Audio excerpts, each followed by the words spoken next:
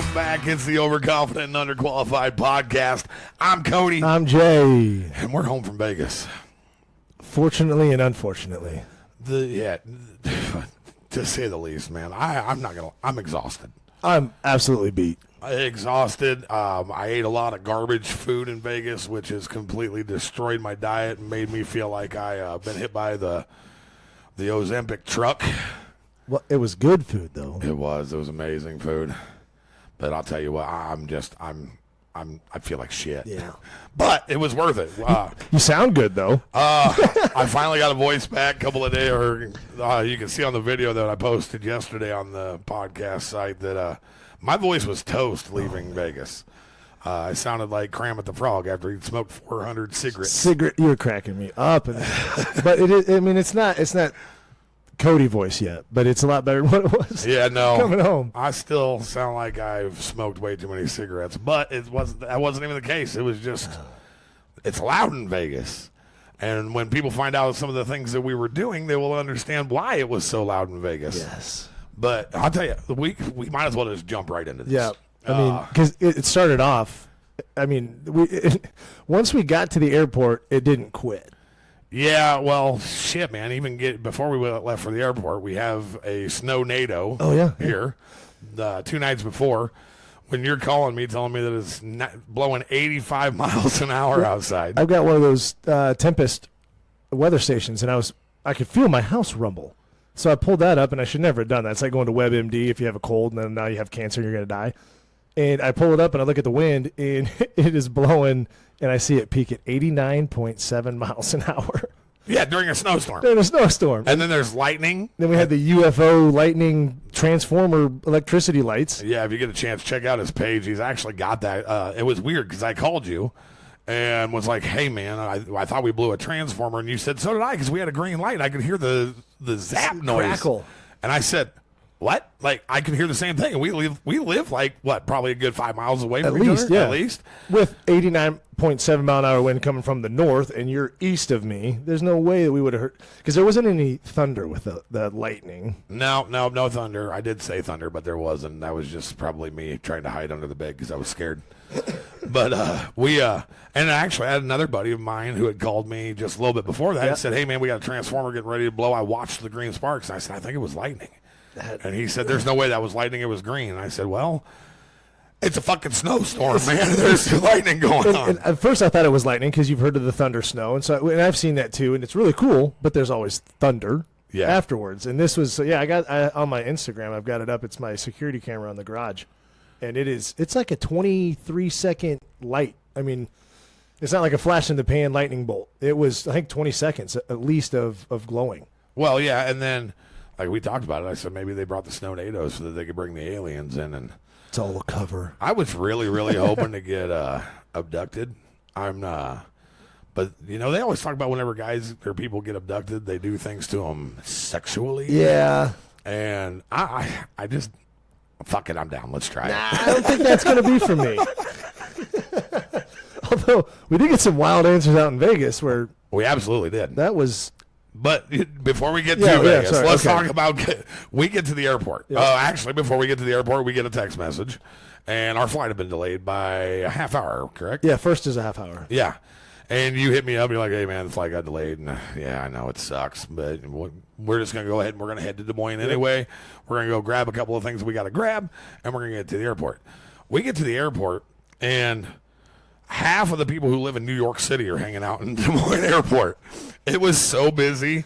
And, I mean, I talked to a couple of people. There was one lady who said that she had been there for like 47 hours straight. Yeah. And I said, where are you going? And she said, anywhere at this point. Just get me out of here. But I'll give her credit. She was one of the happiest people I could ever think of for the whole terminal thing that she had going. She was starting to look like Tom Hanks a little bit. I didn't see any volleyball, but she did. I think she might have already gone through the 7 steps of grief. Yeah. She's just recycling because it's been so long. Yeah, she's already gotten past the anger and the rage and the blame and the denial and the depression, and now it's back to that, Well, and then we had well, we can even start there. We pre-checked to get up there, and we both get on immediately so we could get on and check in for our flight so we can get decent seats. I ended up in row 25, and I'm thinking, this sucks. I'm in row 25A. I'm up against the window. And then you call me, and you tell me. I got 29F. And you get to sit back in the bathroom. I was one row off of being the butler. Yeah, one row. And the guy that was behind you was probably a little bit more annoyed, but he didn't have somebody sitting in the center row, so he was probably a little bit happier on that point. True. And then not only did that suck to be in the back of the plane, it double sucked when we landed. Oh, man. But before we land, I got to tell them this story. I actually am sitting down at my seat, and I'm thinking nobody's going to sit next to me. This is going to be great. I'm going to be able to stretch out. Then this girl walks up, and she looks like she's maybe, well, okay, there's a range here. She could have been 17. She could you can't tell anymore. She could have been 25. And this guy who comes up, he's got more gray in his beard than I do. And he sits down next to me, and she sits down. We're talking a little bit. And I look at him and I say, so, what brings you guys to Vegas? And she said, oh, it's my dad's birthday. And me, not thinking about anything else, turn and look at the guy and say, well, happy birthday, my guy. And the look on his face immediately told me that he is not her father, he is her daddy, and I became super duper embarrassed. No, he is her daddy. He is her daddy. He just isn't her dad. Yeah, and I looked at him, I was like, I didn't talk to him for like, probably the first hour. No kidding. I was so embarrassed, and which is weird because I don't get embarrassed, but like he should have been embarrassed. Like how are you going to be walking around looking like you 50? But I made up for it. As we're flying, I got talking to him a little bit, and as we got closer to the ground, I was like, hey man, I just want to say I really apologize for telling you or saying happy birthday thinking that you were her dad. And he's like, oh no, I get it. And I looked at him, I said, but kudos to you, okay, that's what I was going to say. Kudos to you. You pulled this off. Oh, man, I'll tell you what. And her dad was sitting on the other aisle, looked younger than her boyfriend. No. And they were the people that once the whole incident when we landed, they were the ones that just kept, well, he was wearing that shirt. It's not gay. It's the TSA. Oh, we forgot that part of it. TSA patted me down like I was. Yeah, what happened, Cody? Were you carrying contraband? what kind of contraband were you carrying in those sweatpants? It's always funny whenever I step through there, and they're like, if your kids are listening, turn them away. Your mom. He looked at me and he says, you have a bulge in this area. And I said, I was like, oh, here it goes. I looked down, I said, yep, I sure do. And he goes, I'm going to have to pat you down. I'll rub my back of the hand across it. I said, why the back of your hand? And he said, do you want to go anywhere or do you want to go into a private room? And I said, absolutely not. Look me in the eyes while you're doing this. He was not amused by that one. Well, I'm sure that he'd heard it before. And I came really close to reaching out and rubbing the top of his head. I'm so glad you didn't. I'm so glad you didn't. I didn't know about that intrusive thought. But yeah, so he rubs me down, and it's literally he took his time on you, Cody. Yeah, and it's a very aggressive rubbing. The back of the hand is how he does across the crotch-dicular area, but then he goes up inside of my thighs, and he grabs my thing. Dude, he was loving it. He grabs them. He was. He just grabbed the plums, and I was like, dude, those are my plums. Quit trying to pick them. And he looked at me and he says, I don't think that there's anything dangerous in there. And I said, not to you it ain't, buddy. It ain't dangerous for you, but to somebody, there's some danger involved with that thing. We got Mjolnir in there. Whatever Thor's hammer is called. Thor's hammer. I believe your quote unquote was when you came out of the X-ray machine, sir. We have to pat you down to check for any weapons that you might have. You set the alarm off, and you looked right at him, and you said, "That's just my dick."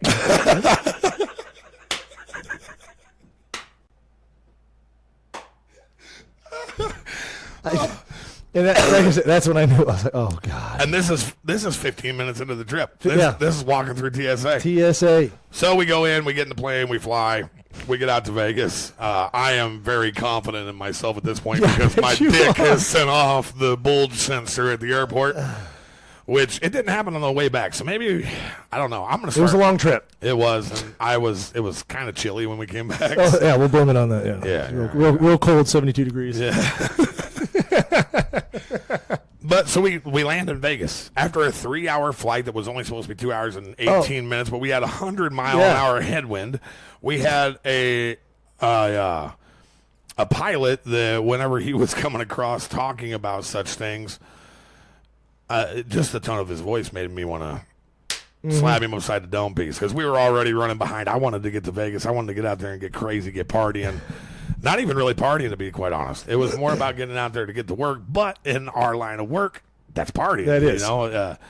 They are they're not mutually exclusive. Yeah. I don't know what I'm trying to say. That's an overconfident and underqualified part of this. Yeah, definitely underqualified. So we get on the ground, and we taxi up to the, what do they call that? The bridge. The gate. Yeah.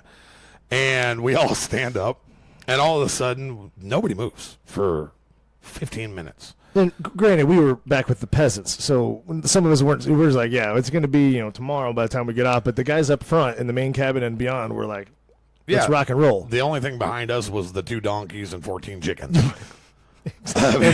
the crappers. Yeah, and even they were back there like, "We're too close to this shit." Exactly. So I think 15 minutes probably went by before we're going, "What are we doing?" It couldn't be you get the wheelchair, the babies, the strollers, things like that. Makes sense. 15 minutes, I'm watching the same backpack. I've picked out a color of a backpack, and I'm like, that guy? Still there? That moved. And me being the guy that I am, I start cracking jokes, Yeah, thinking that it's going to be a quick deal. It's like if we pulled up next to a big line at the movie theater, and you rolled down your window and mooned them, and then I just stopped. Yeah. And didn't drive away. Didn't get away. That's what happened. Oh, so we sit there, and all of a sudden they come across the speaker, and they say, "Okay, everybody, unfortunately, this is going to take a little bit of time because we have It's pretty good. We have to wait until we get the bags off of the back of the plane to move you guys because, well, the plane's starting to fucking do a wheelie." A fucking wheelie. A goddamn plane is doing a wheelie. Now, I have lost weight, dog. I know that I'm still not where I want to be, but I'm standing back there thinking immediately, yep, this has to do with me. You didn't just think it, though, Cody. You didn't just think it, did you? But what was you? Yeah, I said it a lot. You said, wait, hey, this is some sort of fat joke? And at least in that moment, after we stood there for 15 minutes wondering what the hell was going on, it let everybody start laughing again and kind of brought the tension back down. But then all of a sudden they come back across after we stood there for another 10 minutes. And at this point, everybody's starting to get kind of cranky. I'm trying to be funny. You're trying to be funny. It's actually working a little bit. It's keeping people from getting pissed off. I'm starting to not be funny. I'm starting to get angry. Yeah, and then they come up and they're like, "Okay, this is going to be a little hectic. This is the craziest shit ever. This is going to be a little hectic. But whenever I point at you, I need you to run off of the plane. Because the plane is lifting up at the ass end, and we are trying to dive people out this bitch." She said, "It's going to be a little chaotic, but when I point at you, I need you to go." It's like, so Cody goes, "Red dog leader, black dog leader, go." And the gap, you could see the gap on the gate was fluctuating. Our plane was like the soul plane. In real life. My last joke about that entire deal was I got up there as I'm walking up. I looked at the pilot. And I said, "What is going on?" He's like, "Well, everybody's got to hurry. We're trying to keep this. This is about a 5-inch gap." I said, "I've spent my entire life trying to get into 5-inch gaps. Why are we waiting? We got to go." So we get off the plane and we go down, and it takes another half hour to get your bag.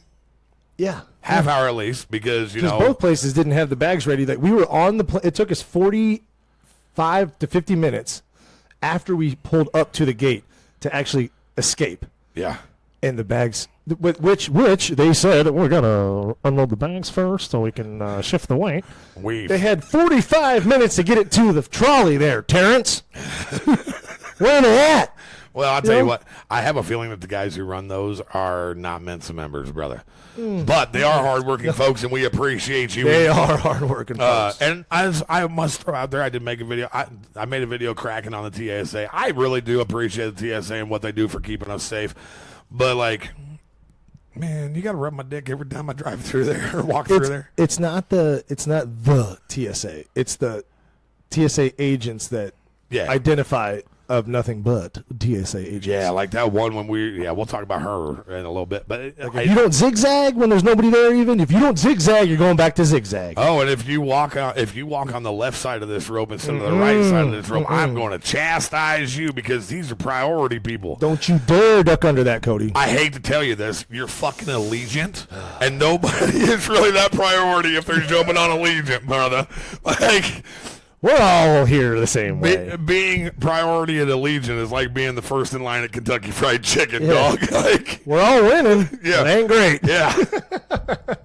So we get off the plane and we get to the bags. Bags finally come out. No big deal. Yeah, and by this time we're excited. We're in because now we're under our own control, right? We get to go get the rental car, which I think, I haven't been to Vegas as much as you have, is right through the terminal, go to the Hertz, jump in your ride, and you're out the door. Nope. Wrong. You would be wrong. We walk outside. There is a line from Atlantic, Iowa, all the way to Los Angeles, California of people waiting to get a rental car. I don't think I would be wrong by saying it was at least a 400-meter long line. Oh, it went all the way down and came all the way back. Yeah. And by the time we were standing there, and we'd been there for, I think we stayed in that line for probably a good hour. I think so, too.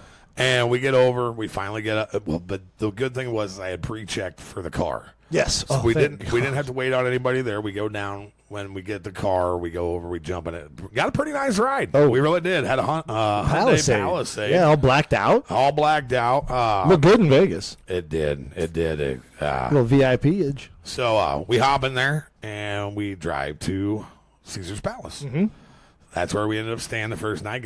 They actually upgraded us beautifully. We had paid for just a double room, a cuddle room, and and the girl looks at me and says, "Have you ever stayed at Caesar's Palace before?" I said, "No, I haven't." She says, "Well, I'd like to upgrade you," and I'm thinking, "Yeah, I'm sure you would. It's going to be another $300." Uh-huh. And she goes, "Well, this room is normally a $300 upgrade. Weird enough, but I'm going to give it to you for $25." And I said, "I will kiss you on your fucking mouth, you beautiful thing, you." And she said, "Now it's free. Take it and go." It's because she heard about what happened at TSA. Yeah. Now she knows how you go. So we check into our hotel. We hang out. We take a quick shower. And then we head to the weirdest place on planet Earth. The greatest place on Earth. Fremont Street. Fremont Street, where it doesn't stop. And, for the next... Well, we got down to Fremont Street, I think, about 10:30 Vegas time. Yep. And I think that we got back to the hotel about 4:30 in the morning. Yeah, you son of a bitch. We went out and checked out a place called Hogs and Heifers, which I thought was going to be big girls. I really did. But no, it's where they actually came up with the idea for the movie Coyote Ugly. Yeah. It was fun. We no more than walk in that door, and this beautiful bartender, who has a megaphone in her hand, yells at me for being bald. Yep. Comes over and makes me go over to her, which I'm not going to lie, I'm a sucker. You was heading that way anyway, Cody. Don't try to fool. I was going to go that way anyway, but then she was like, "Hey, there's a tension over here." And I was like, "Hey, I'm a whore. Let's do it." And walk over there. She pulls a bandana out of the crack of her ass. Oh, yeah. And uses it to wipe off my head, which most of the time I would be rather upset by something coming out of the crack. No, you should still be. That's terrible. I'm pretty sure it's why I had pink eye.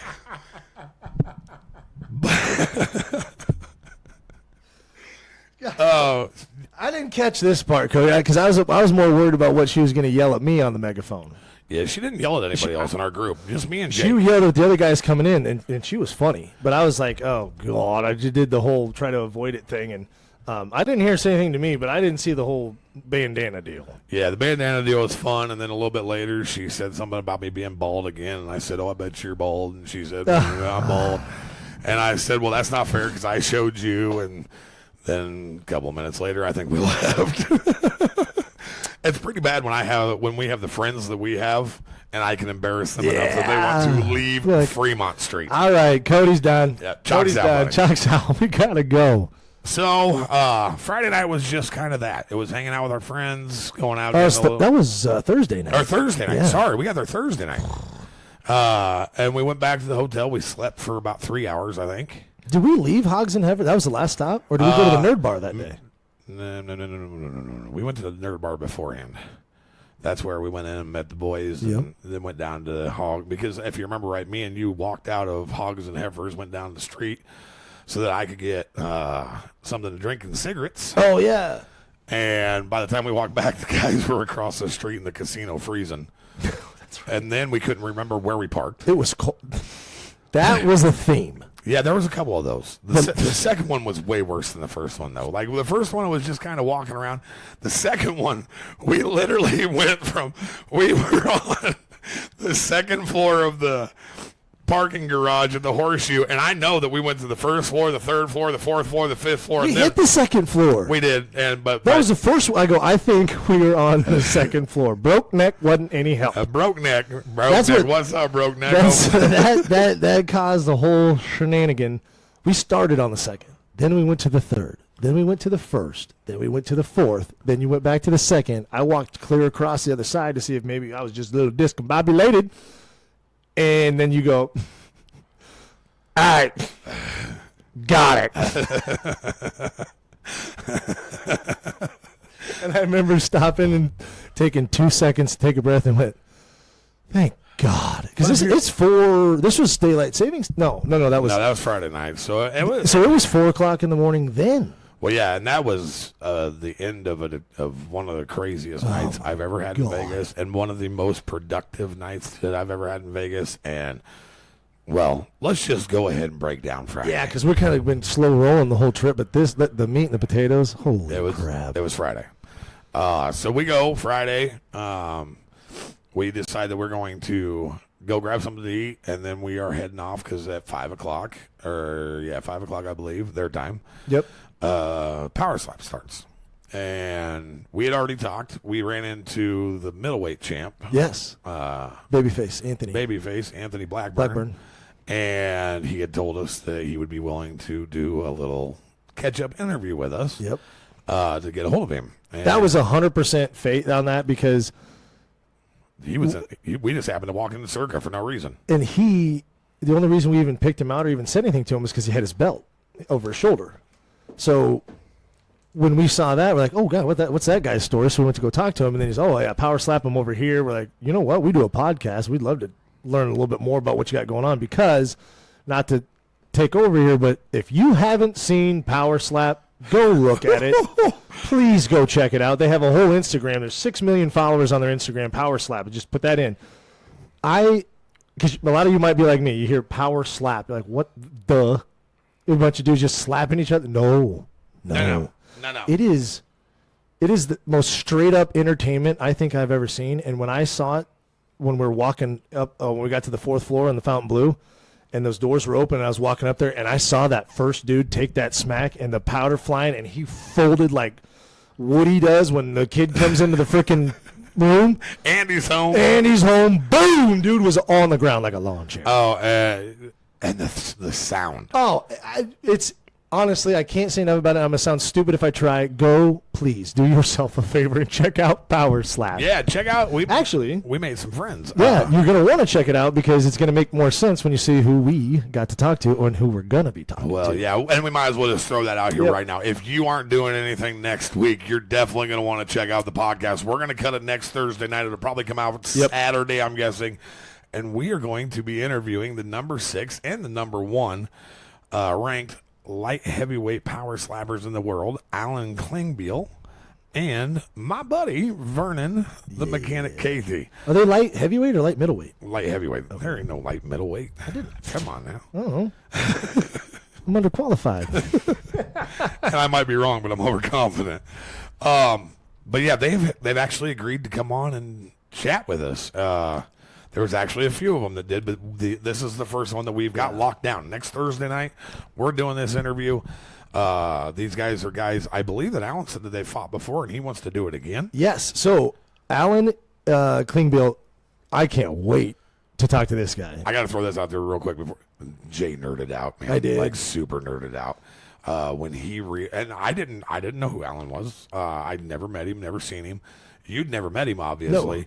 But he was standing in front of us for about 2 minutes, maybe tops. When you looked at him, I went, "Oh, I know you," and I was like, "Uh-oh, he's got to know some nerdy type stuff," and that's what he does. So, Alan is I think he's currently in the Air Force now, and he does cybersecurity. And dude's a genius. I had seen an article about him not having anything to do with PowerSlap, and I don't remember where it was because I mean, immediately recognized him. But he does martial arts. He does the cybersecurity in the military, and I think he did some acting. He's got a huge, massive, interesting as hell background. So I'm excited to talk to him. But yeah, Cody, they struck up the conversation, and he gave a great interview, and we hit him up afterwards, and he's ready to come on. And I just looked at his record is 3-1, and he already fought the mechanic. So does that mean did he lose to him? Yes. Oh, and I understand, dude. When you see Vernon's hands, you're gonna understand. This guy has got softball like catcher's mitts for hands. I cannot imagine being slapped by this dude, and not to mention the fact that these guys hold a pool noodle behind their back and let these guys slap them, and you think, oh, it's a slap. But when you catch somebody with that part of your hand right there, and you catch him on the jaw, it's 9-9 time. And then you see the replays and how like they're literally palm striking. That one dude took 2 rounds in a row right on the same spot under his eye, and I'm like, that man's not going to be able to. Oh, yep. The next camera shot. Swole. Yep. Well, and then the one dude broke his hand.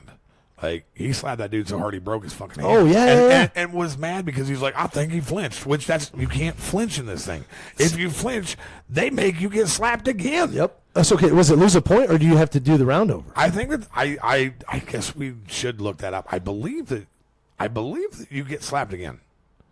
It might just be you lose a point.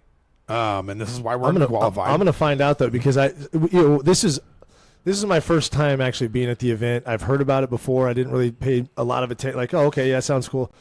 But the rules, there's some certain, because I know you can't flinch, and they have like cameras looking on top, bottom. So if I mean, you can obviously you crunch your face or something, but if you kind of try to roll with it, you get a penalty, and I'm going to figure out what that is. Well, so before all of that, we get to the PowerSlap event, and we go up, and this is a pretty exclusive event. Yes. They invite a bunch of influencers to go in there. Tickets are super duper expensive.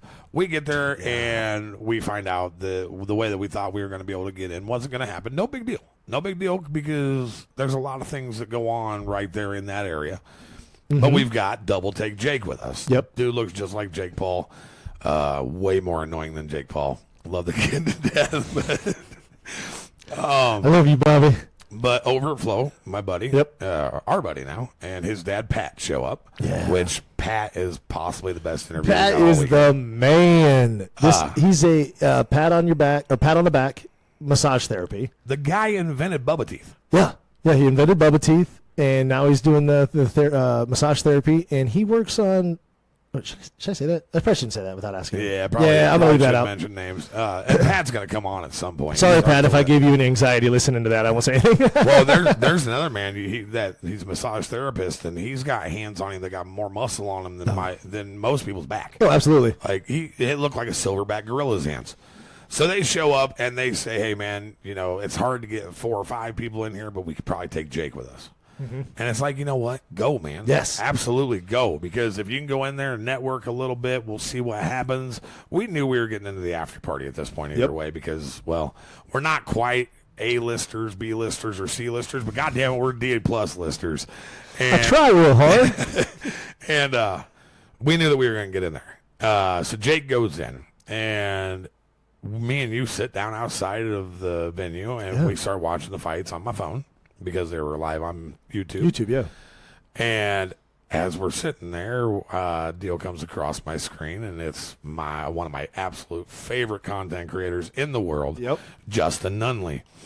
Justin Danger Nunley, for those of you who don't know, he comes on, he gives random facts, but he always starts it with a funny video of something. And then he says, nobody cares. Listen, did you know? And then goes into his bit, And so I text Jake, and because I've told, like, the way you fangirled out with Alan Blank like, this is my guy. Yes. I've been waiting forever to run into this guy.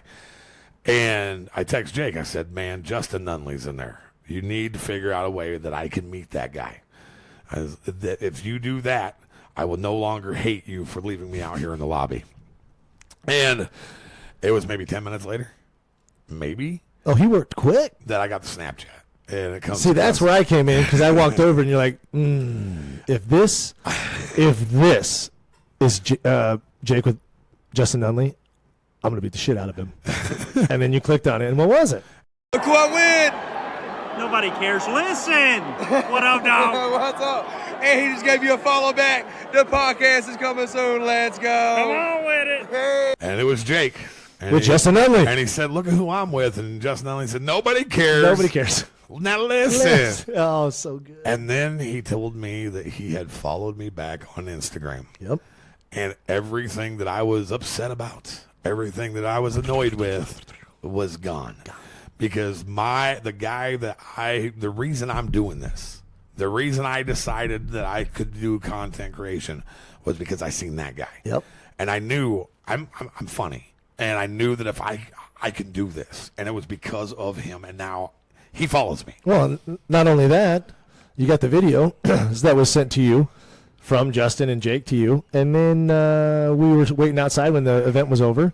And we're hanging out. We're talking to some people, getting some contacts. And here comes Justin Nunley, the man, the myth, the legend himself, and walks up to you and says, hey, you're Cody fucking James. And I looked at you like, you son of a bitch. I'll just see my way out of here. It was dumbfounding. That was awesome. He shook my hand, and then super great guy. he actually said good luck on the podcast. Yeah. Maybe kind of hinted around that maybe he'd be willing to come on and talk to us at some point. Wouldn't that be the day? Justin, remember, I'm saying this on here so you can come on and talk to us, buddy. He's like, I don't even remember you. But yeah, so we meet him, and we get pictures. We talk for a little bit, and at that point, I'm thinking this is the highlight of my night. Yeah. Can't get any better than this. Wrong again. So we are starting to walk off, and John Dodson, former UFC fighter, he is now fighting bare knuckle. Yeah. He sort of. He's a monster. Nobody will fight. Yeah, nobody will fight him. And he is a monster in the game, but he is yay tall. Yes. And well, we're going to be throwing up some pictures. Yeah. Yeah, we got pictures that are going to be coming. Oh, and we actually have an interview with John Dodson. Oh, that's right. Ladies and gentlemen, welcome back in. It's the Overconfident and Underqualified podcast. I'm Cody. I'm Jay. And this is John Dodson. We are so excited to get to meet this guy, get to ask him the most important question. John, who's your favorite superhero? My favorite superhero is Moon Knight. Then the other favorite superhero is myself. Yes. Okay, I like that. Moonlight, that's a different one. We haven't got that one yet. Haven't gotten that one yet at all. I like it. I've been rocking Moon Knight since I've ever gotten started into Marvel Comics. That, Nightcrawler, Ninja Turtles. Yes. And then it goes into Full Metal Alchemist and Yu Yu Hakusho. Oh, he went deep into that. Okay, I like it. Straight savage. I like it. Hey, listen, we appreciate your time. Thank you so much. You're a stud, my guy. I'm a huge fan. It's humbling as hell to meet you. Good luck. You still doing the bare knuckle thing? Yeah, I'm still fighting for bare knuckle. Currently, I'm the bare knuckle world champion. Waiting for an opponent to go ahead and step up and just try to fight me. Nobody wants that smoke. Well, it's John Dodson dude, smoke, baby. That's like the worst thing because the BKFC has all told me that I cleared the whole division and they want me to go to 145. And I was like, I know that both of them start with F, but flyweight and featherweight are two different weight classes. Yeah, absolutely. Two different worlds. So, you want us to start making fun of people who won't fight you? Make fun of everybody. 'Cause at the end of the day, you know what? I'm going to go ahead and knock out Horiguchi, go out of Ryzen, become a dual sport champion with the bare knuckle, Ryzen champion, and then hopefully the UFC will be like, hey, John, you want to come on back? And I'll be like, pay me the money. And then it's time to start slapping people too, right? I mean, I'm letting that go with my wife. My wife's going out there doing her thing. And this is going to be her sport. She lets go ahead and slap the shit out of some bitches. I want to make sure I can support her doing it. That's cool. Because it's not me getting slapped up, you know what I'm saying? Because for not doing the dishes, not cleaning, doing the laundry right, not putting everything. Hey, I stepped on some kids' toys. I'm like, babe, there are kids. You pick it up too. Ladies and gents, once again, John Dodson, we appreciate everything. Thank you so much. Yeah, it's a crazy world we live in, but we're just living it. Have a good one, folks. We out. Great interview. So we get pictures with John, and I'm one that, I don't care. I'll walk up and talk to anybody. Yep. But I also don't want to step on anybody's toes. Yeah, we don't want to be the pests. Yeah, yes. I don't want to interfere in their good time. And so I get pictures with him, and Daniel talks to me. We rode the longest escalator in the history of mankind. That thing was rad. It was amazing. It had to have been at least 4 stories. And it was at least it took about 10 minutes longer than it was to get off the airplane. Very close, actually. But we're riding down, and I see John Dodson sitting down there again, and Daniel Crooks, our buddy from England, who, thank you, Daniel, ran our camera all weekend long. Yes, he did. He says, Cody, go over there and ask John Dodson if he will give you an interview for the podcast. And I said, man, he's over there with his family. His wife just got done slapping the Yeah, shit so she out does of him. PowerSlap. Yep. Yes. And I said, I don't want to bother him. And he says, hold on. And he goes walking over and he talks to John. John says, absolutely. So we go over, and me and Jay are acting like small children waiting on Christmas, because this is amazing to us. This is a UFC vet, a bare knuckle fighter, he's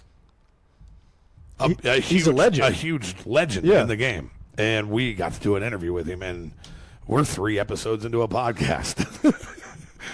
So we do a quick interview with him, which we're going to put some of these interviews up throughout this podcast so people can see them. And we ask him the questions that we ask him. We hang out. And Daniel looks at me and probably gives me the best piece of advice I've ever had in this game. 100%. He looked at me and he says, I know that you don't like to ask people because you don't want to bother them. But that 10-second of awkwardness could turn into the next 10 years of your life being amazing. Yeah. And I went, bet. Let's do this. And? So the next guy that we walk up to, his name is James Kee. Yep. He is a powerlifting champion, and he is ginormous. What's up, everybody? We're back. It's the Overconfident and Underqualified podcast. I'm Cody. I'm Jay. And we're here with James. And we're going to ask James the most important question of the night. James, who's your favorite superhero? Keisuke Urahara. Oh, look at this. We're getting all kinds of different answers. I love it. We're in Vegas doing this. We just got Moonlight from Dodson.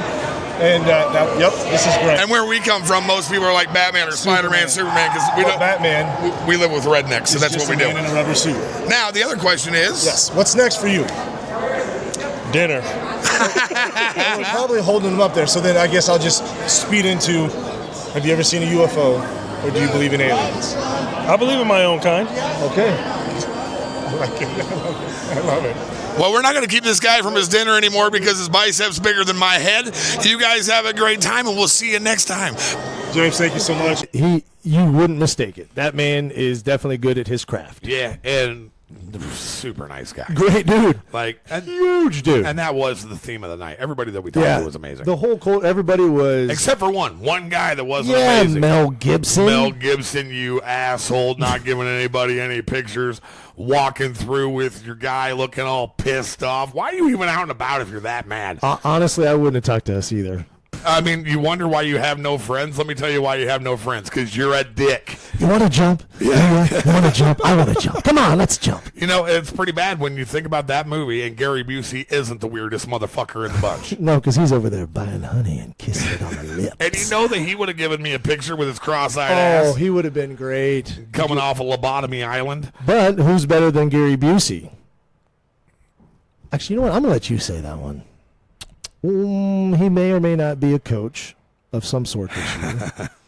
Do I jump into that one too fast? We can absolutely jump into that one. Towards middle of the night, there's a guy that walks through, and I'm like, holy shit, dude, we got to try this. And got cold feet as I was walking up there, and I told myself I can't have cold Another feet. shout out to Crooks. Crooks, he grabs my camera. I go over, and I tap the guy on the shoulder. I say, hey, champ, can I get a picture with you? And fucking Colby Covington. I didn't even see you go through the crowd. I had lost you at this point. Colby Covington turns around. He says, absolutely. I said, Jay, get over here. It was more of one of these. I lost you, and I'm looking around. I'm looking to my right. I come back left, and I see you do one of those on the outside. You go, Jay! I'm like, Jesus Christ. Okay, I'm coming. And I round the corner, and I'm like, holy, what are we doing? What happened? Did you get in trouble? Yeah, so we take a quick picture with him, and after we take a picture, and they were trying to leave. Yeah, they were. But after taking the picture, I said, hey, Colby, do you care if I ask you one quick question? Quick questions. We'll get you on your way. And he says, absolutely. Yep. So, and do we want to get into the questions that we're? Yeah, because I know we're going to have a lot on this episode, so we'll get into more. But we did do the superhero thing. question. So we got it from all the interviews. Everybody. I mean, and so we're going to have a great, and we'll get more into that. Colby was the interview that excited me the most because it's Colby Covington. Well, and then he got into even more, like the stuff that we were talking about. These guys were so amazing. So I don't know if we said it already, but thank you again to everybody that took the time. But as a matter of fact, while we're doing this, why don't we just go ahead and we're going to throw up that interview real quick. Let them take a look at it. Check this out, guys. It's amazing. Ladies and gentlemen, welcome in back to Las Vegas. We're the Overconfident and Underqualified podcast. I'm Cody. I'm Jay. And this is the man, the myth, the legend, Colby Covington. My guy, how the hell are you? Dude, I'm doing great. God bless America. God bless Dana White and the UFC. I'm living the American dream right now, so I'm super thankful. How are you guys doing? You doing good? We're doing absolutely. We are living the dream, man. We're out here hanging out with guys like you, living the fucking dream. I gotta ask you. We're doing a podcast. We're putting together a March Madness tournament. I gotta know, who's your favorite superhero? My favorite superhero, Captain America. I've seen that coming. I definitely seen that coming. I know, right? All right. So, do you believe in aliens, or have you ever thought you saw a UFO? No, 100% believe in aliens. My grandfather was in the Air Force. He flew in the Korean and Vietnam War. He told me many stories about when he was flying at 50, 60,000 feet. He saw saucers in the sky just disappear within a millisecond. So I'm like, my grandfather would never lie. He's one of the most legends of the game. So I do believe in that. Yeah, same way, Mike. I appreciate that. Yes. Colby, we're not going to keep you. We know that you're a busy man. We appreciate the hell out of you, my friend. What's good? What do you got coming up? Anything big? Yeah. What's next? Well, I'm on the Ultimate Fighter. I'm coaching Ultimate Fighter right now with my buddy Chael Sonnen. I did a solid for him. He got me into MMA, so I got to give respect to Chael. Ultimate Fighter for another week and a half, and then hopefully I'm going to fight International Fight Week. That's the plan. Awesome. I believe that we're going to try to be there for International Fight Week. Yes, sir. But we will let you get back at it, my man. Have a good night, brothers. Sincerely appreciate it. We are the Overconfident and Underqualified podcast. I'm Cody. I'm Jay. And that's fucking Colby Covington. Let's go. So, as you saw, we did the superhero question and then the alien question, and that was by far my favorite because it went from okay, what are we doing here? I didn't want to come off looking like we're a bunch of goofball, dipshits in there not supposed to be there, but we wanted to try to make things fun too. But they didn't know us, so and by the time the night was done, there were people gathering around us like we were somebody. We talked about this like. We're two nobodies from Atlantic, Iowa, man. There's 7,000 people in our town. Yeah. And if you didn't know that, which most of them didn't, right? You would have thought that we were top of the line media people. Yeah. Because the interviews that we got, the people that we met, Chuck Liddell, dude. Got to take pictures with Chuck, which we were going to interview him. Chuck was a little. Well, he was on his way into the other room too, so Yeah. it was like because there were a couple like Justin Nunley we didn't get to ask because he was on his way. Are we going to reveal everybody? Or? Well, actually, so real quick, the story that Covington said about his grandpa and the fighter pilot and like that was awesome because that brought back a memory that he wanted. It was, and I love hearing that. I love hearing that stuff. Absolutely. So for him and I to be able to have that quick conversation together, like that meant a lot. And so thank you if he ever sees it. Yeah, Colby, I don't know if you will see this. I would think so. We are the largest or the quickest growing podcast in America. I like how you spice that up. According to Crooksy to get us into the UFC party. I'm a custodian. But a janitor, if you want to be a dick about it. But yeah, so we do the interview there. I will mention Omaha native Jake Ellenberg. Yeah, Jake Ellenberg did was an interview with us, which was cool because I've known Jake for years. Yep. I actually ran around with Jake, but we were in the same kind of circle with the local MMA scene. I did announcing. He beat people up. I got beat up a couple of times, so I quit that and started doing the in-ring announcing. And it's really cool because Jake is a guy who he lives in Colorado now. He's big time. I mean, he had a lot of fights in the UFC. And when I walked past him, Cody James, how are you? And that just tells you exactly how humble that dude is to remember a guy like me in the middle of a party in Vegas. Because we are at the Fountain Blue, high limits, in there with some A-listers, man. Like there was Mikael-Michelle who was Slap with Paige Van Zandt, was there, and Paige was there too. I didn't see her briefly walk through, but we didn't get to talk to her. Yeah, she was super busy. You talked to her for a second, but we didn't get anything on camera. Well, yeah, and I met her down in Houston when she fought for Misfits, and sweet girl. Yep. I don't want to get slapped by her. No, I wouldn't either, because we talked to Michael-Michelle, and she did get slapped by her multiple times. Four, I think. 4 times or three rounds. 3 rounds. But she was awesome. Great interview. Took the time with us again. Super sweet girl too, and so thank you for taking the time with us on that one. You know what? We can just go ahead and let them see that one. Yeah, put that up. Check this guys out. Yo, welcome back. It's the Overconfident and Underqualified podcast. I'm Cody. I'm Jay. And this is Michael-Michelle. She's fresh off of a fight with 12-gauge Paige Van Zandt and PowerSlap this evening. How you doing tonight, kid? I'm doing good. I got hit in the face a few times, so I'm definitely feeling it. Well, you don't look much worse for the wear. I will say that. Now, we are going to jump right into this. We are putting together a March Madness tournament of superhero characters. So I need to know, who's your favorite superhero? Batman. You do know that he's just a rich guy in a rubber suit, right? That's exactly why I love him. Oh, I love this. And all of a sudden, I want a rubber suit. Yep. And second question. Do you believe in aliens, and have you not seen a UFO? I live in Las Vegas, so of course I've seen a UFO, and I absolutely believe in aliens. And when they come down, I want to be the first to meet them. Yes. She says all the right things. All of the right things. So, we won't keep you, but we would like to know what's coming up for you next. What's on the agenda?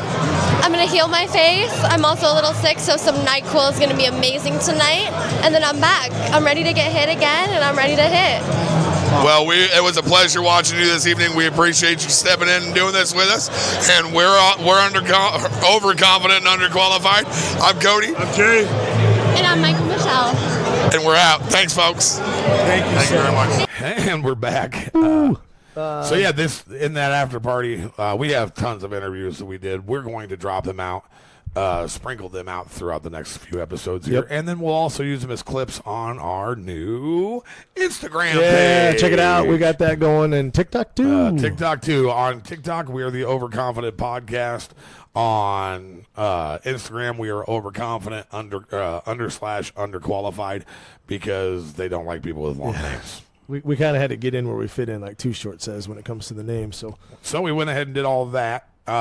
Friday night, we finished up the after party. Me and Jay literally walk out to the casino floor.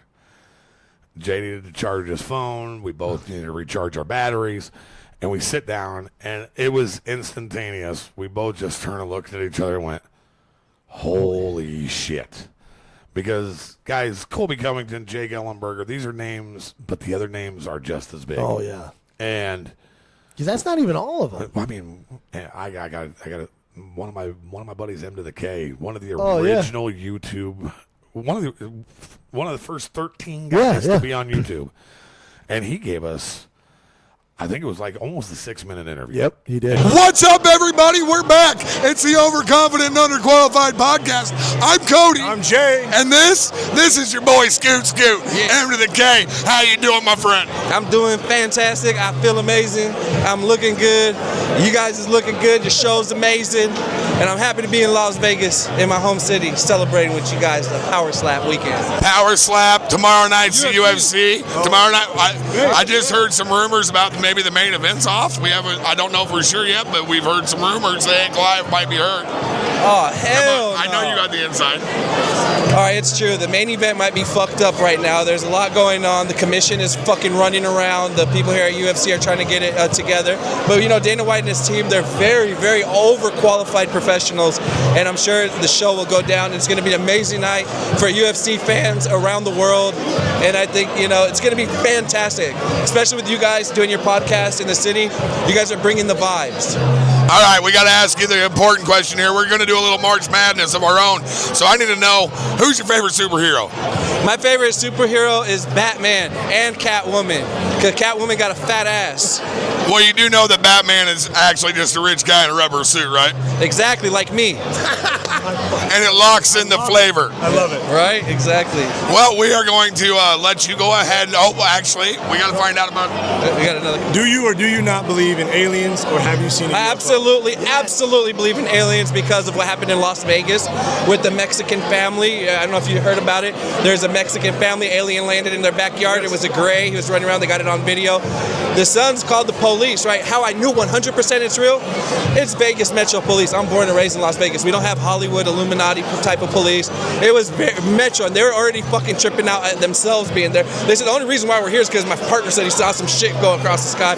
And then when the kid was like, yo, my dad saw the shit and all that, the dad's talking to Metro. Who knows? The dad might not be a legal immigrant or something. The dad was like, no, I didn't see shit. No. I was like, oh, this is real. The dad won't admit with his kids, went to the police, the aliens were in the backyard, then that shit was real 1,000,000%. They sent that off to forensic specialists, and they couldn't debunk the images and where they saw that. What about Miami? What about Bayshore? What about all them police in Miami? What about New Jersey? I've got ideas about Bob Lazar? What's up? Where you at? Let us know. Area 51. We want to know. I love it. All right, hey, lastly, what you got going on? What's good? What you got happening out in the world? Tell everybody what you got going on. Man, I'm doing amazing things. I'm about to leave right here. It's been a star-studded event. All my friends and peer mates has been here. It's felt so good to see everybody that's in my culture, and we get a hang. It's like it brings the energy out of me. I'm about to go get $10,000 to play golf at Atomic Golf. They're gonna pay me. I'm gonna go get that bag. I'm gonna promote them because they're the best golf fucking place in Las Vegas. No more Top Golf. Atomic Golf is like Top Golf on steroids. They got a club in it, and there's a bar on every floor. It's the best of the best when it comes to golfing, and they got a fucking drone show outside. What? Yeah. You see, he's a licensed drone flyer. Well, I love drones. FPV. Oh, absolutely. Right? Oh my God, I didn't know that had a drone. Fuck the FAA. We're flying our shit next to the airport. We're flying it around airplanes. We're getting it sucked into the damn thing, and fucking. That's what happened in Philly. Just remember, folks, you heard it here first. When M gets hit up with it by the FCC, FAA, whatever, I'm excited. Yes. That's the scoop from Scoot Scoop. You heard it from me first. You heard it here. I appreciate you guys. We are overconfident and underqualified. I'm Cody. I'm James. He's M2ThaK, and we love you guys. See you next time. And like, he's freaking great awesome too, dude. But still, I can't reiterate the fact that our best interview of the night, or my other than the fact that you got all these Pat. Oh, Pat, yeah. His interview was hilarious. I can't wait to. As a matter of fact, that's the last one we're going to show in this episode. I'd like you guys to meet my friend Pat Noah. I don't know anybody's name. What's up, everybody? It's the Overconfident and Underqualified Podcast. I'm Cody. I'm Jay. And this is the man, the myth, the legend. This is Pat. True. Pat on the back. Pat on the back. We love this guy.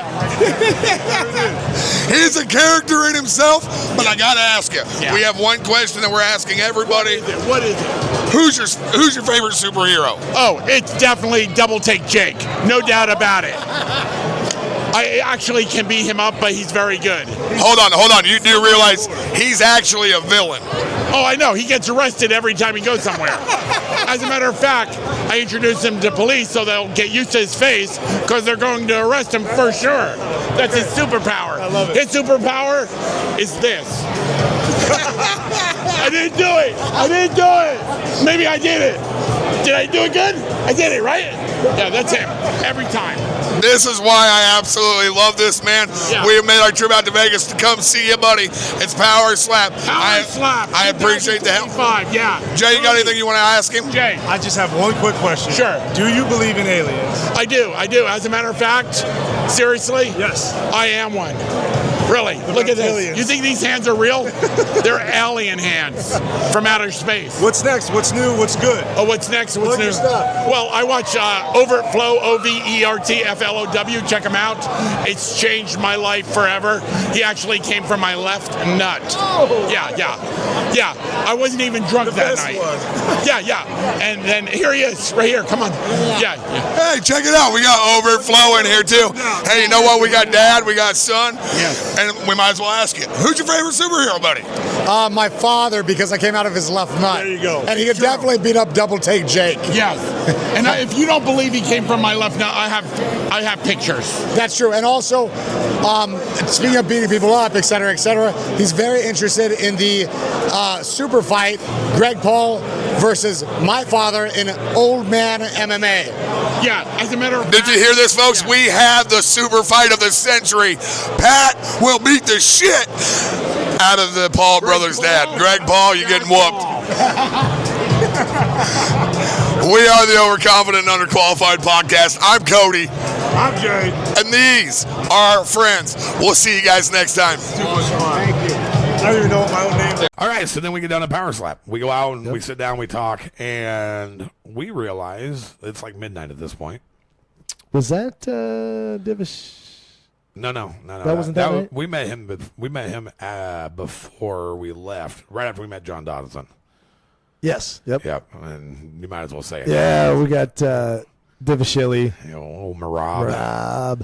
And he was in a hurry, so he wasn't able to sit around and talk, but we did get pictures with him.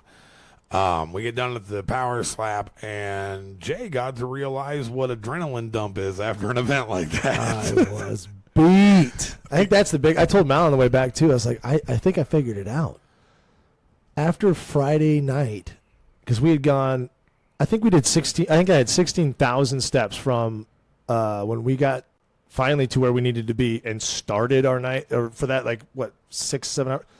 That same day. So we were already on the go. Then Friday was such an adrenaline dump. I think that's why Saturday I was just like zombified. Well, because everybody else was talking about wanting to go do this or do that Friday night, and we were like, no, if you guys want to go do that, you can, but we're going back to the room. Yeah. So we go back to the room. We grab. We got Jake sleeping in the back seat and left him in the car while we went in and ate at Denny's. Yeah, that was good too. But then he didn't even know until the next day. No, because if you remember, I opened up the car door and I was like, man, this has been a really long ride.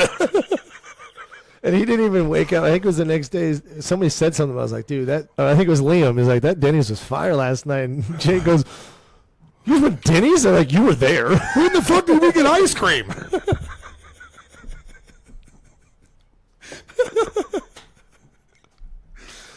So Jake, you were there in spirit, my boy. Yeah, so we actually get up at a pretty decent time the next morning. And this is, we didn't think that there was any way to top the PowerSlap night. Like, everything went so well. It was awesome. And we've made a lot of really good contacts. Like I said, we got the 2 guys coming on. Anthony has already said that he would be willing to do an interview at some point. Yes, yep. Dorian Perez. Yeah. And Dorian, he had a great interview, too. And he was with us for a while, so thank you to Dorian, too, for his time. Yeah, make sure Dana White and all you PowerSlap fellas remember all this. We want to get into the next one. We don't want to sit outside and wait for the interviews. No. Let us come inside and do it. Yeah, it's warmer in there. It's warmer in there. It's a lot more fun. But that's what we do. You have to put in the work. And that's part of putting in the work is doing the things that you don't want to do, like sitting outside looking like a small child, hoping that somebody brings you a candy cane. Looking like Oliver Twist. May I have seconds, please? But we did it, and we got it. We got some great things, and we talked to some really awesome people, and we got some really, really great interviews, some fight call-outs, some alien stories from Grant. I mean, if you're gonna want to check it out, it was so much fun. I mean, you've seen it earlier. Colby Covington calls Dana White talks about Dana White on our podcast. I love it. Because he loves overconfident and underqualified. That's right. So yeah, once again, thank you to all of those that did the interviews with us Friday night. Now we're going to drive on to Saturday. We decided that we're going to go eat something. Yeah. And we go to, first we went to Caesars. Yep. We were going to go to their buffet. Mm-hmm. And it was like a $100 buffet, which not a big deal except for the fact that it's all seafood. Yeah, it was crab night or something. Yeah, I'm not eating seafood, so we decided we're going to walk across the street to the Bellagio. It smelled so bad. It did. It smelled a lot like that second floor of that place we were staying. That's why I thought it was the same thing over at the South Point, because something was wrong. Well, that's what I'm going to say, Cody, because you were for what? No, that was a carp sandwich. No. Go on with the story. So we go over to the Bellagio. We all go in to eat. Food's fantastic. Mm-hmm. And I decided that I'm going to have sugar for the first time in about 5 months. Yeah, and I was like, Cody, did you check out that dessert area on the buffet? It looks delicious. And I had a key lime pie. Yep. I had a little tiny piece of cheesecake. Mm-hmm. And I had a macaroon. Oh, those were so good. Oh, my God. I didn't even know that they were supposed to taste like that. I know. Like the ones that I have around here are very crumbly. Yes, because they're the most finicky thing to bake. Because I know Mallory and Hal, they tried for a long time and they got it really close. I actually took a video because I was like, so this is a perfect one. And they're like, oh my gosh, that is exactly what it's supposed to look like. But you have to, it's something like room temperature, refrigeration times, like everything has to be to the gnat's ass to get it to be right. So that was awesome. So yeah, we eat, we get ready to leave, and that's all I ate for sugar. Yeah. That's all I ate. And we get in the car, and 20 minutes later, I feel like I'm going to die. Like, I'm telling you right now, if you're eating sugar, think about it real hard, because that shit's bad for you. It's very obvious. I came home, and all day today I've been sick. I've been dealing with... I'm fine. Well, yeah, it's once you cut that stuff out of your system and you put it back in there, it really will show you. Yeah. It's just terrible for you. Yeah. It's so delicious. But we needed it because you didn't hardly ever let me eat. We had like a buffet a day or something. Or maybe a candy bar. The first buffet, the South Point buffet, was pretty good, too. Yeah. This was the second one, the one I got duped on? Yeah, they She was slick. She hit you with the tip. Hey, I got to give it to her. She spun the thing around. I tapped my card, gave me my receipt. I walked out, and I went, what? I said, Cody, how much did you just pay for your buffet? And was it like $80? $80. Yeah, and I paid 94. Yeah. And we left Caesar's Palace because we didn't want to pay $92 for seafood. Yeah, and I'm like, that sly little... She hit the gratuity button and spun that sucker around, and me being a dumb tourist just tapped her. Got me. So Got then, you, bitch. Got you, bitch. So then we go back, we get cleaned up. Me and Jay decide that we're going dapper on Saturday night. We get in. Suspenders, tie. We get in. I didn't go that dapper. I just put on some slacks and a nice black shirt. I did leave it unbuttoned up top to leave a little bit of the chest fro. Little bit of something, but a little bit of mystery. Which I'm sure that all of my friends are going to give me hell about whenever it comes up. But you know what? I look good. They got you a boat girl. It was, oh man. It was the first time ever that I think I've been out and about in Vegas without a hat on. And, yeah. But, so we go to the Resorts World. Yes. And we get down there because we have got an invite and a table, which ended up being stripper couches, pretty much, at the front But it was awesome. At the Red Tail and Zouks. Yep. Or by Zouks. And we go to the official watch party. Yeah. And we first get there, and there's really nobody there. And I thought, real official. We're in the right place. The only worst official I've seen this is the ones in the NFL. But this year especially. We get there, and they load us up. Oh, they bring appetizers and drinks, and like I think I drank because it was free, and I was real thirsty. 6 Schlitzes. I must have drank 34 Dr. Peppers. Then I had to pay. But no, so we stay there. We do a couple of interviews, meet a couple of... Hannah, Montana, and Rose. Yes, Hannah and Rose, which we actually have an interview with them. And you know what? Throw it up. Meet Hannah and Rose. What's up, boys and girls? We're out here at beautiful Resorts World. This is the Overconfident and Underqualified Podcast. I'm Cody. I'm Jay. This is Rose, and this is Hannah. We're going to ask these guys the most intense question that they've ever been asked. We'll start with you, Hannah. Who is your favorite superhero and why? Iron Man, because he's beautiful, but unfortunately he's dead now. Yeah, but he's coming back as Dr. Doom. I'd love to see it. I'd love to see it. They actually announced that he's going to be the new Dr. Doom. Rose, how about you?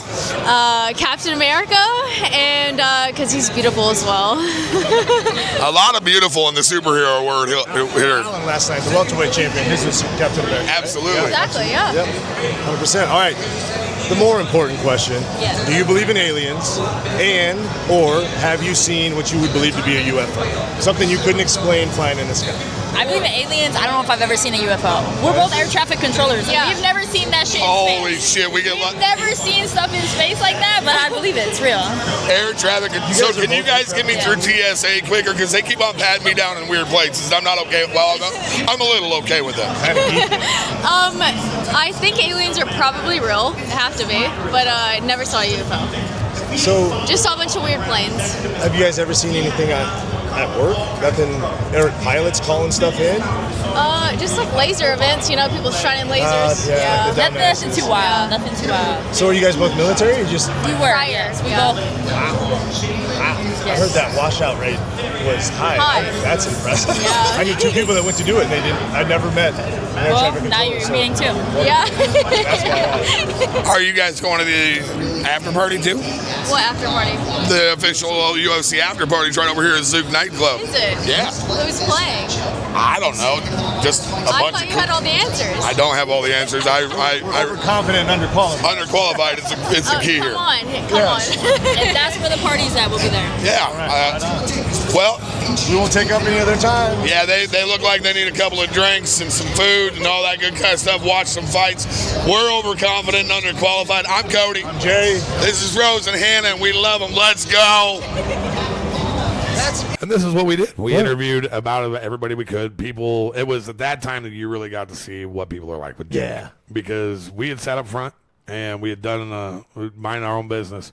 As soon as we stood up to go do something outside, people started making lines to get pictures with Jake. And I'm whispering in his ear, "Don't be a dick." Yeah. And so he does the pictures, and I'll give him credit. He's great with his fans. A lot of them are assholes to him too. Oh man, because he takes the same heat that Jake Paul does, and he's not Jake Paul. Well, and a lot of it is they really, really get a kick out of calling him fake. Yeah, and he really, really takes the whole fake thing. We actually had a conversation with him about it. We're gonna have him on because we had a really cool conversation with him, and I think it's a hell of a good story. Yeah, and Jake's good people. Yeah, absolutely. He's really good people. It just sucks to be, you get half of them are loving you and half of them are like, we had a guy just dropping the N-word with a hard R right down Fremont Street, stopping him, yelling at him, and like, bro, we don't even know you. Yeah, there was, and that's the thing is, I've tried to explain to them, people are going to try to test you, man. Yeah. Because if they can get on camera, you smacking them around, that's going to do big things for them. Well, old Gus with the double freaking barrel cups in his hand and his tucked in T-shirt he's had since '89 with his gut hanging out and his John Deere cap on, yelling the N-word out of his mouth. I don't think he was going to get anybody. Yeah, no. So yeah, we go to the pre-fight party. We watch that as we are sitting there. All of a sudden, one of the side doors opens up, and there's a guy who wants to meet Jake Paul. Who is that, Cody? Who would have? Well, you get the sugar on my tongue. It made me sick, too. Yeah. I had to stay away from him because I thought I was going to die of sugar.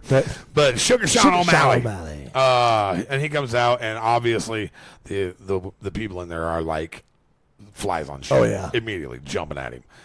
And me and you take our time because and he's literally trying to walk back in the door. Like, I don't want to talk to nobody. And I said, hey, Sean, do you have time for one more picture? And once again, wonderful dude. Yep. And he says, absolutely. He turns around, takes a picture with us. I was going to ask him a couple of questions. Because he was already trying to get in the door. We're like, let the man go. Yeah, and he's trying to get back in there because at that point, the Justin Gaethje fight was just getting ready to start. That's right, yeah. And what a war that was. By the way, if you didn't get a chance to see UFC 313, outstanding. That spinning kick. Oh, my God. Oh, dude. King Green went that night. And Daniel bet me. He told me that he was going to. Oh, yeah. He was going to knock Ruffy out in the first round. I said, nah, I'm sorry, but King's going to bed. No, you had that one called. So, yeah, we watched the fights, and then we literally walk 60 feet. Yeah, to Zook. To go to the after party, where we have our own VIP section. Another section. And we get bottles, we get everything. They actually come out with a sign. It was like a Las Vegas sign, like type of style. And it's got lights. They've got lights, and they're dancing. Yeah. But they spelled double take Jake wrong. They spelled it DOBLE. And I didn't catch this, and then you came over to me with your phone, and you're like, they spelled double take. He's double take Jake. Get to the chopper. It's double take Jake. Don't forget double take Jake. Put the cookie down. Go now. And the best part is I actually have a video of Jake holding on to it, dancing around. And I'm like, dude, it's spelled wrong. He's like, they can't get my whole name on there. I said, bullshit. They can't spell. That's the problem, dog. It was still awesome. It was still so fun. And thank you to the people at Zook for having us. It was an absolute blast. This is where me and Jay were sitting there talking, and one of the ladies that I had seen was kind of She was eyeballing She you was real eyeballing hard. Big Dad. And I was like, hey, come on over. And invited him up into the VIP section. They hung out with us for the majority of the evening. And then, in typical beautiful woman form, when it come time to hang out with Cody by herself, broken neck, asleep in the car, dog. This girl quit talking altogether and then got in the car and looked like she broke her own neck to get away from me. Now, don't get me wrong. She's a sweetheart. I've talked to her a couple times. But, dude, driving down Las Vegas Boulevard and having you guys, what's going on up there? I was like, old broke neck sleeping up here. And she says, well, that's rude. She says, because I'm all the way in the back, right? I'm just trying to mind my business. And all of a sudden, her friend goes, hey, trying to get her attention. Cody goes, no, her neck's broke. She ain't answering you. And she's like, what? She's like, yeah, she's up here sleeping. Man, that does not look comfortable. She's going to be mad when she wakes up. And she goes, hey, wake up. And Cody goes, there ain't no waking up from a broken neck. She full on said, I'm done. Helen Keller style. No talking, no nothing. It was just catatonic. Oh, but yeah, it's real. They were cool ass girls. Hung out with us. We dropped them off. We go back to the hotel, and I want to say, yeah, that was Saturday night when it was like 5 a.m. Probably. You son of a bitch. We laid down and we slept until. We slept pretty decent that night. I think we got up at like 11. Yeah, I think it was. Went and grabbed something to eat, and then we ran into Turbo. Turbo, who we'll have on as well. This is good people. Yeah, Turbo's my buddy. Turbo is good people. I met Turbo in Tampa Bay about a year ago when Rodney went down there and fought Mams Taylor, and then ran into him again in Nashville. And great dude. Yeah. Great human being. And he took us to... He showed us a great time. I want to know, speaking of which, why do they call them gentlemen's clubs? Yeah, I don't know, because that's the oxymoron. Maybe they like to play on words. Well, I mean, I really love the fact that they call them gentlemen's clubs, and then you get in there and you got fucking creepers like me. I am the last thing that you would ever think to call a gentleman in one of them clubs. That's why I don't go in them. You behaved yourself. I did, because the girl looked at me and said, would you... We'll just leave her be. That one deserved it. But other than that, would you like a dancer? She was Colombian. She was something. I don't even like coffee, but I was all about it. Let's go. And then she told me the price to go dance with her. And you know what? Nah, I'm not paying a car payment to go watch you jiggle your butt, lady. Honestly, that's what it was. For 15 minutes. It was. And, I mean, don't get me wrong. If you can get it, get it. Yeah. But you ain't getting it from me. Not this guy. No, I was impressed. You behaved yourself fairly well. Yeah. We hung out there. I just sat there and looked like I was security. They come over to me and be like, hey. And I'm like, sorry, I'm working. Yeah, and Jay's like, nah. Oh, are you security? I'm like, I'm just keeping an eye on things. Like, I wasn't lying. I just like, get out of here. Well, and I was telling him the entire time that Jake liked boys. Yes, you did do that. Yes. Which I don't think that he really liked that. I don't think he appreciates that at all. Sorry, Jake. I didn't. But we also had, Liam was in there with us. He had his belt. Oh, yeah. That was a big hit. He had his belt. And I think people took 400 pictures with his belt. It's super rad, though. So. It is. The fact that he won that thing in his first fight ever. Yeah. And then Liam's a great dude. Yep. Like one of my very best friends in the entire world, and it just so happens that he lives on the other side of the world. So true. I now have really good friends all over the world. You're global. Yeah. Global. You've gone global, Cody.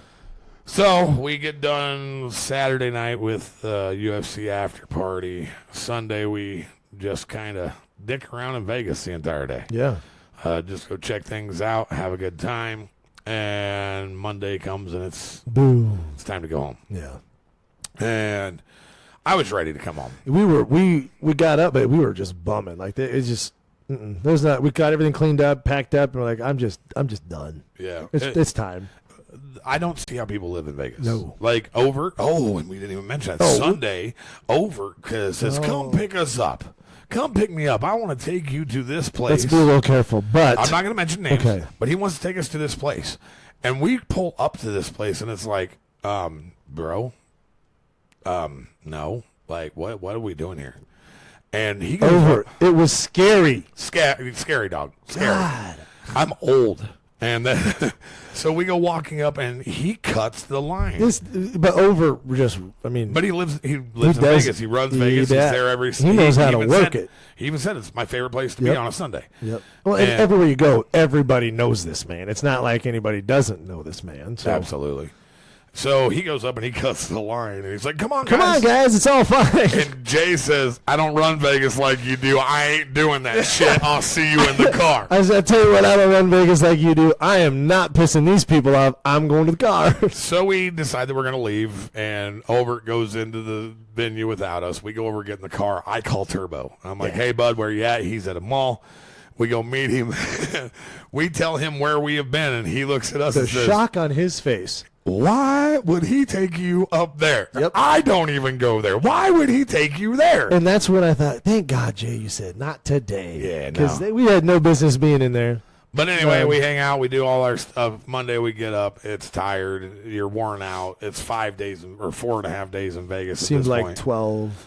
Which, the speed of things there compared to here is so outrageous. And I suppose if you actually just figure up how much time we're actually awake and how much little time you allowed me to sleep, it probably makes up for it. It's about that long. I told you. You did tell me. I told you before you left. You did tell me. I said, when you come home, this is going to suck, but it's going to be worth it the entire time that we're out there. That's right. And it was.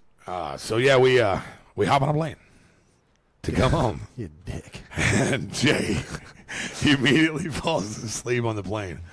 And I'm bored. I can't sleep. See, I thought you were crashing out because I took a quick little video ahead of time, and I held my – because you ended up sitting – Cody was we ended up getting an upgrade. Our seats moved up to the front of the plane this time because we were not going to be those assholes like we were last time. So we're in row 9. Yep, we weren't back with the peasants anymore. We were with the we weren't quite with the royalty, but we were like the jesters. Hey, it was main cabin. Yeah. So that's about – hey. Which is crazy because the main cabin to the back cabin, the only difference is 40 feet. Exactly. There's no screens on the plane either. A little different smell, though. Yeah, it smelled a lot better up front. Yeah, it did. But so Cody and I, this time we had aisle seats, and so when we sat down, Cody had somebody in the middle. I did not. And we were about to shut the doors, and the stewardess comes by, and Cody goes, excuse me, miss?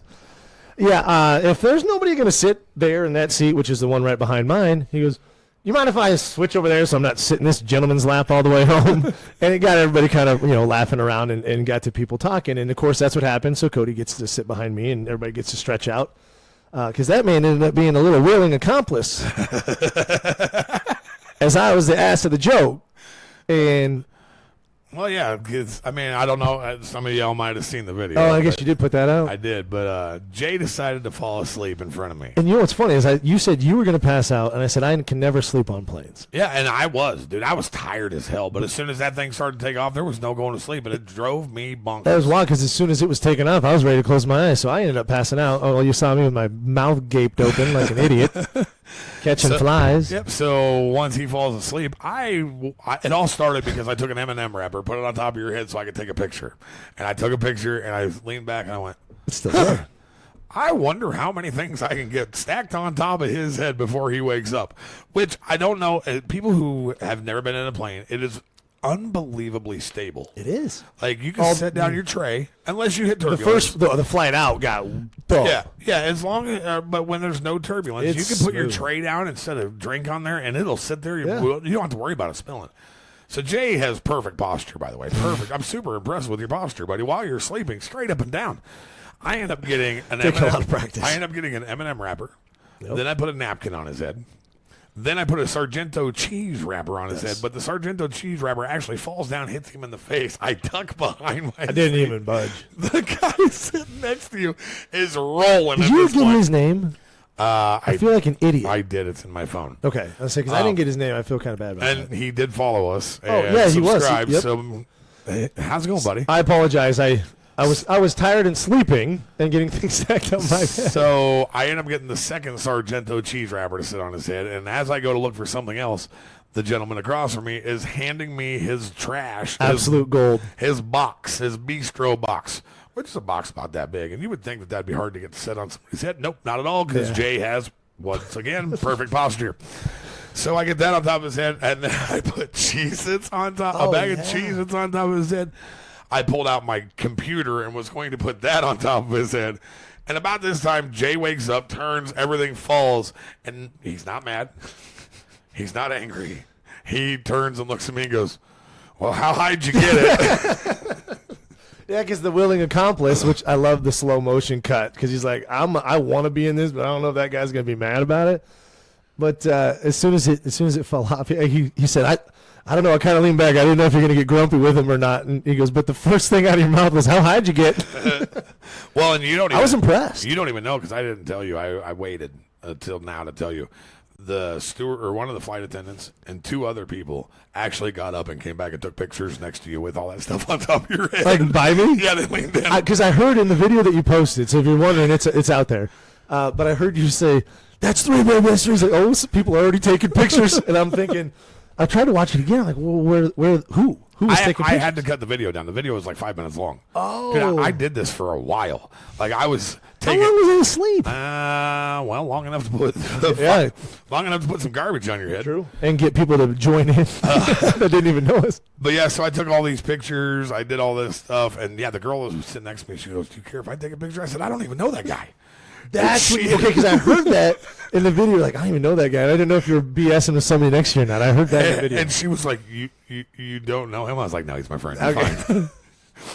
But then, yeah, one of the flight attendants is walking down, and she doesn't even say anything. She just stops and goes, click. And it made everything just fantastic. It was good. It was a great way to wrap up an incredible weekend in Vegas. It was an absolute movie. So I have to ask you. Yes. It's your first trip out. First trip to go meet my friends, our friends now. I say my friends because you hadn't met them, but now, obviously, you are part of the crew. What'd you think, buddy? That was some of the wildest stuff I have seen in a long time. And I've been to some wild things. I've done some weird things. But yeah, you were in the military for, 13 years? Yeah. Yeah. There's some weird stuff in there, too. Yeah. But no, that was by far the most amazing and impressive times I've had in Vegas. The way that we got to go in and out of places and be where we were and be in the most comfortable places and be off the crowds. And that's my jam. I'm not a big crowd guy. I love Vegas, oxymoron, but I'm not. If I can't move and if I have restricted movement, then I get a little. But when you're sitting in VIP sections looking at everybody else sweating all over each other, and you're up there and you got all the room, you got couches. But you're sweating on me. And I'm always sweating. I'm sweating right now, man. That's why I had to move away from that guy on the plane. I said, man, I produce a lot of heat. You don't want me sitting this close. That's actually started the whole kind of section to be like, oh, these guys aren't bad, because nobody likes to come home from Vegas. Well, we did. Well, normally you're there for 2 days, 3 days, and you're like, I hate to go back. But we even talked about that when we were getting ready to leave. I said, look at the people coming off that plane and how depressed they look coming back to Iowa and how happy we are. And then as we were walking off the plane, I said, do you remember those people? We are those people. Yeah, we're those people. But the thing is, we were coming home to our families. Yeah, I was happy as hell to get off the plane and get our stuff and get back here. Because the extra day is that one day that kind of flips your switch from, God, I don't want to leave yet. There's too much stuff going on to, okay, now I'm feeling the anxiety of the responsibilities, got jobs, got things to take care of, so it's time to get back. And we had to come back to our regular jobs, but even more exciting, we got to come back to the Overconfident and Underqualified podcast. That's right. Because there's so much stuff coming. Once again, next week, dog, Vernon Casey. We've got to correct that, too. I am sorry. Alan beat the mechanic. Oh, Alan beat him. Yes. Beat him. So we were way wrong, and I apologize, Alan and Vernon. I still didn't. I thought that was a loss, so I didn't look. And how many? What's Alan's record? 3-1. Okay, so yeah, I should have known that because Vernon just lost his last fight, and that wasn't against Alan. I met Vernon last year out in Vegas. Yep. And just happened to same kind of deal. Walking through a casino, seen him. I have been a PowerSlap fan for a while. Yes. Yeah. That was my first. Yeah. And I knew who Vernon was when I walked through, and I looked at the guys that I was with, including Rodney and Jake. I said, dude, that's Vernon Casey, man. That guy is a monster in PowerSlap. And he was actually fighting that weekend. And we got to go hang out with him and his lovely wife. I believe her name is Shannon. I'm pretty good with names. No kidding. And we went to the top of Circa to, it's like I think it's called like the Executives Club. Okay. And they have $1 million worth of gold bars in a case there. Okay, you told me that. I didn't realize it was okay. This was amazing, and these guys took us up with them. We went and checked it out, and Vern actually lives in Kansas. He's not far down the road. No kidding. And I've been in contact with him a few times. Well, he just redid a Cessna plane, didn't he? Yeah. Is that what he works on aircraft, didn't he? Or he posted something about that. Yeah, I think that's why he Little goes by the Cessna? mechanic. Yeah. He was building a fence while we were out in Vegas. I texted him and asked him if he was there, and he said, "Man, I wish." But next week we're going to pick his brain. We're going to pick Alan's brain. We're going to see what they want to do as far as moving on in their PowerSlap careers, and maybe, just maybe, we can be the reason why they get to slap each other again. Yes, I would, because they did it already once, and Alan has said he would love to fight him again. So what we'd like to do with that one is do a little section with Alan, do a little section with Vern, individually, kind of be able to talk about where they come from, what they're doing, what they've been doing, what's next, and then bring them on together and have a little bit of a group chat with that. But it's going to be awesome. It'll be fun. It'll be educational. Hold on. Big things coming, bro. Big things coming. Big things coming. You guys might want to go ahead and we say this every time. Jump on the Overconfident and Underqualified Podcast YouTube page. Hit that subscribe button because this is a train that you're going to want to be on. We've got a lot of, so much so that we were up until midnight last night, I think, even talking on the phone about how we're going to fit these amazing people in. This is our 4th episode, and we have got to figure out a schedule. I know that and that's no kidding, and we're going to. Yeah, because this is going to, while we have a lot of fun, we want to bring the best product. So we want it to look good. We want to be, we don't want to go off the rails too much, because we're already there most of the time. But these guys are professional and great people to take the time with us. So we want to make it right. But it's going to be, we were talking, we got 4 different episodes worth of stuff that we got to get put together. We have so many amazing people that it's going to bring a variety. So it's not just going to be PowerSlap but we've got a lot of Power Slappers. We've got some UFC. We've got some content creators. Turbo does the personal training stuff. Yeah, we got the guy circuit training who did the golf cart confessions. Yep. Micro wrestling. We didn't even talk about the micro wrestling. Oh, yeah. Teo and Billy from the Nerd Bar. We were actually. Thank you guys. That was a hell of a good time. Yeah, we were actually invited to cut a podcast in their wrestling ring. Yes. The unfortunate thing is when you're in Vegas, things go 100 miles an hour and you lose track of time. Yes. We had talked about we were hoping to get it done Saturday or Sunday, but it didn't come to fruition. Well, there's a lot of things that came up that we weren't aware of, and it's kind of hard when you're in a group of 8 people, and it's like, we all got to go here, so we can't really necessarily peel off, but plus the timing, and I didn't want to make anybody go into the bar that wasn't trying to work. And we've already talked about this. It's a lot of fun going out there with our friends. It's Absolutely. a ton of fun. Yep. But we may have to do a couple of these trips because the places that we could sit down and cut these podcasts with this it'd be wonderful Movo equipment. Movo, hit me up. Let's get chatting. Because you brought this whole entire setup. I did. We were able to fly all the way out to the Vegas with the setup and fly back. So thank you, Movo. Yeah, hopefully, if you guys got any upgrades, send them. Yes, hit me up. It's the shameless plug, but no, it's we've got a variety of people coming up. Yeah, it's gonna strike a chord with anybody. And I think that we're pretty much officially past the 1 episode a week thing. I don't think that we're going to be able to get everything in if we're doing 1 episode a week. So I'm too excited to bring the people that we've got on already lined up. That I think we'll have to put out a schedule so everybody knows what's going on when things are dropping. So if you subscribe, you get the alerts on it. But I think if we were to do another trip out in Vegas, you and me, we could get things on a schedule, get things lined up, and know what's going on, not kind of flow.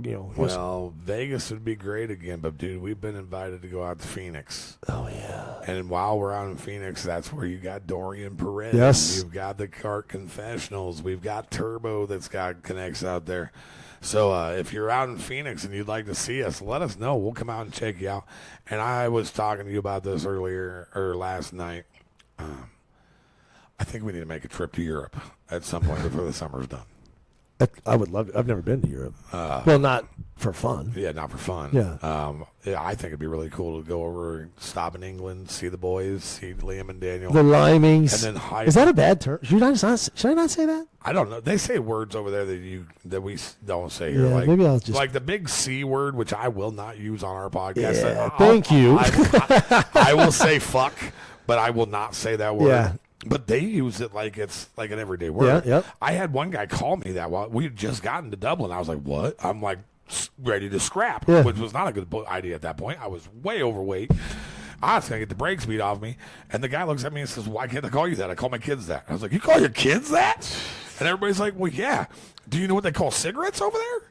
Don't say it. Thank you. Yes. I thought you were. Let's just say it starts with an F and ends with something. I gotta watch you, Cody. Hey, I've done pretty well this time. I'm impressed. But yeah, maybe I shouldn't say that. I'll pump my brakes on that just in case. I don't want to be an intentional butthole. So, lots of big things coming up. We're super excited about the future. We are working our asses off to make sure that you guys enjoy what we're putting out. If you don't enjoy what we're putting out, we just wait till the next one because something different is coming.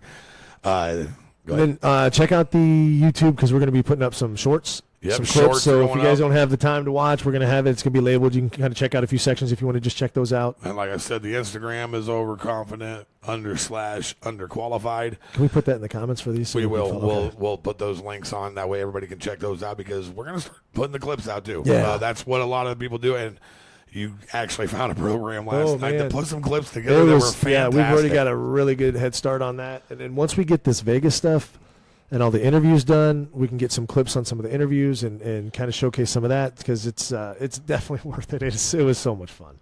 And with all that, buddy, we're about an hour and a half into this. Yes, we are. We are going to go ahead and wrap this thing up. Vegas was a movie. We will be back with our superhero content. Oh, yes. Next one here, and then, like I said, next Thursday night, baby, burning green.